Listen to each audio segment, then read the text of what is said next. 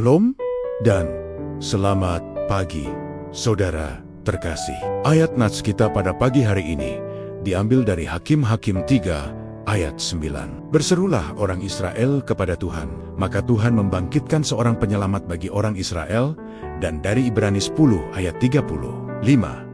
Janganlah kamu melepaskan kepercayaanmu, karena besar upah yang menantinya. Mari kita merenungkan firman Tuhan dengan judul yang paling berharga. Ada sebuah ungkapan yang populer.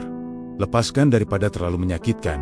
Relakan daripada harus berjuang sendirian. Biasanya ungkapan ini ditujukan bagi mereka yang sedang patah hati, merasa tertolak, atau menghadapi persoalan perasaan lainnya. Ungkapan ini seolah menegaskan bahwa ada hal-hal tertentu yang memang tidak layak untuk dipertahankan, karena hanya akan membawa lebih banyak luka daripada kebahagiaan. Namun, ironisnya, hal sebaliknya justru dilakukan oleh umat Allah.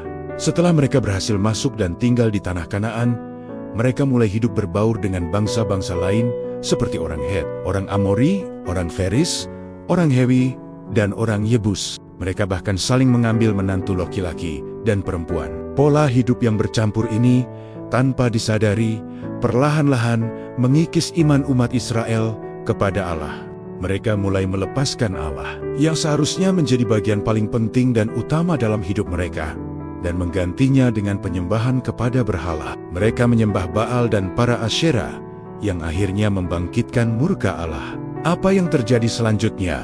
Bukannya mendapat kelegaan setelah melepaskan Allah, mereka justru mengalami kesesakan dan penindasan yang berat selama bertahun-tahun. Dalam penderitaan itulah, mereka akhirnya teringat dan sadar. Mereka berseru memohon pertolongan Tuhan. Dan Tuhan, dalam kasih-Nya, merespons seruan mereka dengan mengutus hamba-Nya, Otniel, untuk menjadi hakim dan penyelamat bagi mereka. Di sisi lain, dalam Perjanjian Baru, kita melihat jemaat Ibrani yang juga mengalami penderitaan. Namun, penderitaan mereka justru datang karena mereka memilih untuk memegang teguh iman mereka kepada Kristus. Banyak di antara mereka yang dipenjara dan dianiaya karena nama Kristus. Rasul Paulus pun menulis surat untuk menguatkan mereka, mendorong mereka agar terus memegang teguh iman.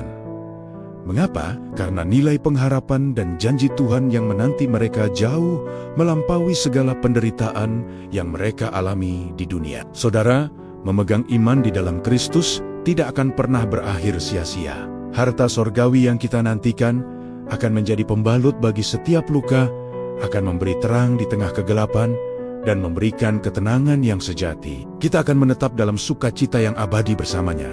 Mari kita bersama-sama belajar dari dua kisah ini.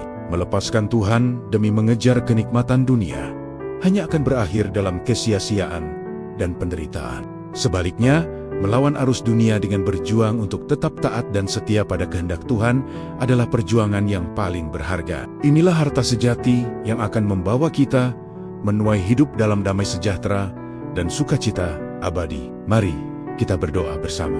Ya Tuhan, kami mengakui bahwa mengiring-Mu dengan setia memang tidak selalu mudah. Namun kami percaya, berjalan dalam kesetiaan dan kasih-Mu setiap waktu akan jauh lebih menenteramkan jiwa kami. Ajarlah kami, ya Bapa, untuk senantiasa memilih Engkau sebagai bagian yang terbaik dan terutama dalam hidup kami. Dalam nama Tuhan Yesus kami berdoa. Amin. Terima kasih telah bergabung dalam renungan pagi ini. Tuhan Yesus memberkati kita semua.